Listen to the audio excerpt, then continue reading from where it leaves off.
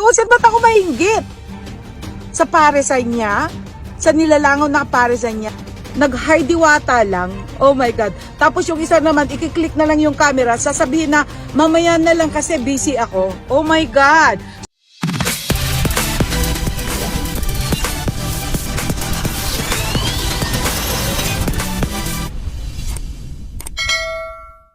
Kung ka lang sa aking channel, pakipindot ang subscribe at ang notification bell para update ka sa aking mga ginagawang video. Biglang dumating, nagbibideo sa akin, may mga tanong siya. Eh siyempre nga, di ba, unahin pa bakita, may ginagawa ako.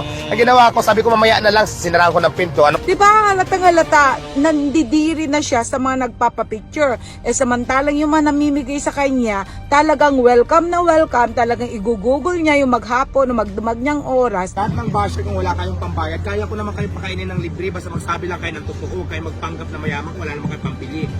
Diwata nandidiri na at umiiwas sa mga taong gustong magpa-picture sa kanya.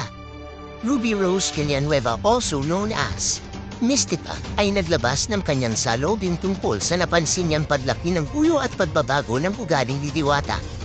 Say ni Mystica, yung itsura ni Diwata ngayon nandidiri na sa mga taong gustong magpa-picture sa kanya, kitang-kita na yan sa videos online. Ay, Diwata, pwede mo pa-picture mga bata? Alam nyo, ang haba ng tinayo ko doon sa picture-picture, di pa rin tayo nagsawa. Nag-live ka na. Ang shoutout ng Pogi yung vlog. May na-shoutout.